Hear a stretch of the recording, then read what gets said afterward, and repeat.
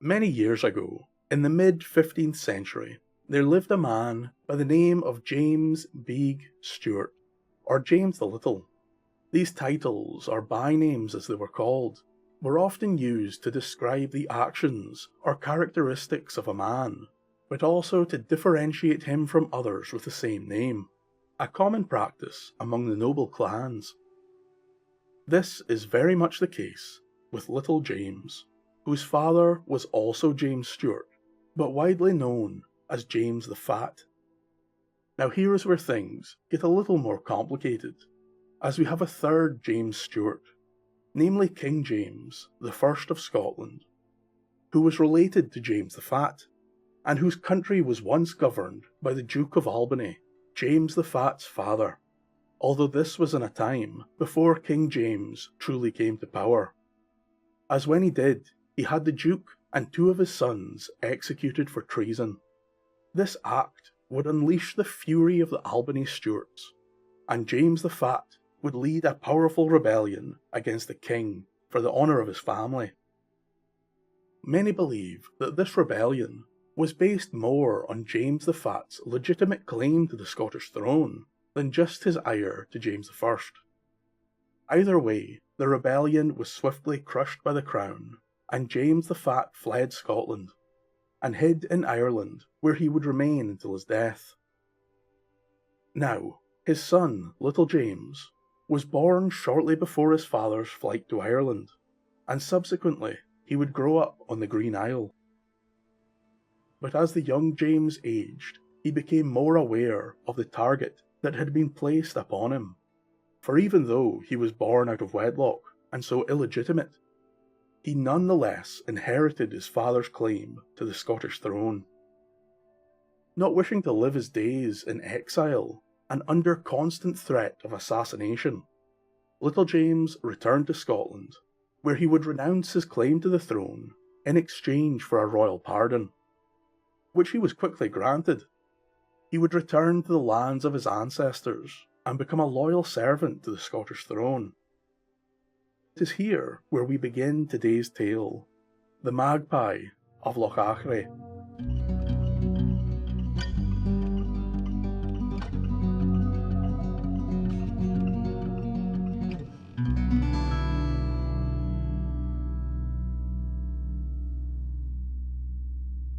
James the Little had a small hunting lodge on an island at the western end of Loch Achray, which lay between the forests of Glenartney and Glenfinglas, for which little James was appointed keeper, in recognition of his valour and loyalty to the crown.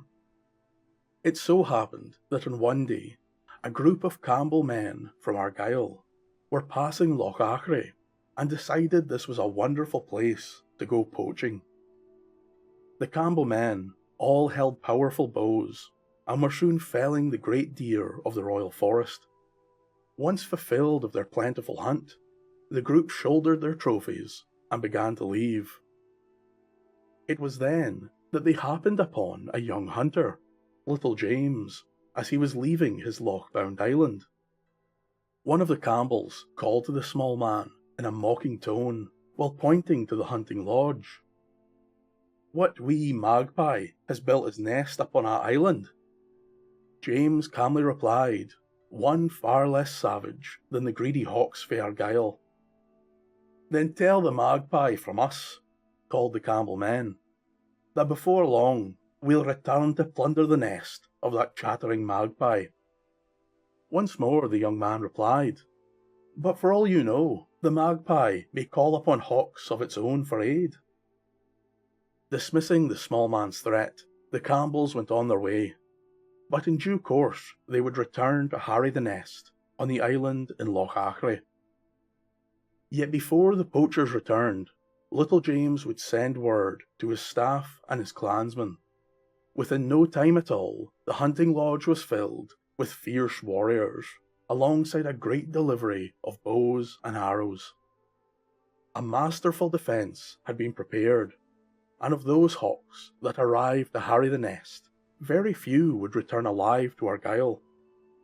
Once more, little James had proven not only his ability to protect the king's forest, but also his steadfast allegiance to the Scottish crown, not to mention cementing his family's place in Scottish history and returning it to some of its former glory. This interaction would create a long-standing feud between the Campbells of Argyll and the Stewarts of Albany. This quarrel is somewhat ironic, since the Campbells themselves once aided James the Fat in his rebellion, along with spiriting away him and his son to Ireland. It was perhaps the very Campbells themselves that saved the life of little James and secured such a future.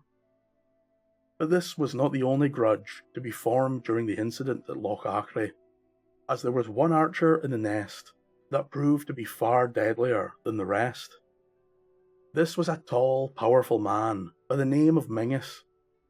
It was said by the surviving Campbells that this man alone killed more than half of the lost men and was a master of the bow and arrow. It was soon decided by the Campbell chief that this archer should pay dearly for his part in the deaths of the clansmen. Some months after the incident at the loch, a party of 5 Campbells would return in secret to the King's Forest, with the sole purpose of capturing Mingus and returning him to Argyll. But on their way to Loch Achray, the Campbell men met a farmer near the Falls of Lenny, who was tending his cattle and took much interest in their bows. What the Campbells did not know, or even suspect, was that this farmer was the very Mingus they were searching for. Given that the man was unarmed, and seemed to all present to be a simple farmer, the Campbells allowed his questions and interest. The old farmer asked how a bow was made, and to what end it was used. The Campbell men were greatly amused by this old man, who had clearly never seen a bow nor arrow before. Soon the hunters were instructing the man on the bow's use, and seeing his wonder and excitement, one Campbell gave his bow to the farmer and instructed him to try it. So that's what the farmer did, and although he was quite clumsy with the weapon, he seemed to pick it up rather quickly. He would ask for more and more arrows to continue his fun with the bow, to which the Campbells happily obliged, enjoying the spectacle before them. Soon the 5 men had no more arrows left, as they were all stuck in the ground some 30 feet away. It was only then that a devious smile came upon the old farmer's lips, and he dashed with the speed of a hare to the spot around which the arrows were gathered. Before the Campbell men knew what was going on, Mingus had already nocked and loosed an arrow with deadly accuracy. Before the first Campbell fell to the ground, a second felt an arrow pierce his skin. Then as the remaining 3 turned to run, another arrow found its mark. The final Campbell men ran back in the direction of Argyll, quickly followed by the cries of "Up with the White and Reid," the dreaded war cry of Clan Mingus. It is safe to say that after this interaction, the Campbells would never return to the King's Forest, and would entirely give up on their hunt of the great archer. Although, within the clans of Scotland, vengeance runs deep, and the Campbells would always remember the Mingus archer, and his master, little James. Thank you for listening, and a special thank you to my wonderful patrons for keeping these tales alive. Firstly, I must add that there is another famous James Stewart, also known as James the Little, his full title being Major James Beag Stewart II of Ardvorlich, who was born in 1589, some 170 years after our little James, and honestly is a character worth his own video, as there are many outlandish tales and stories connected with the Major, including being descended from our little James, the first of the exiled Stuarts to return to Scotland and stay loyal to the crown. Now, concerning the James Beag from our tale, it seems to be a constant spot of confusion as to why he was named the Little. Some sources say it was because he was a short man, others that it was only to distinguish him from his father, and in some sense a replacement for the way he may have been referred to now as James the Junior, while others tell a far more interesting tale, notably that it was a name or title of jest, since James Beag was a giant of a man. And although I love this idea, I am quite certain that it is not the truth, and was only designed to expand the man's legend in later tellings. In the latter part of the tale, The Hunt for Mingus, I have found several different versions, all with little differences and changes, but the main one being the archer's name.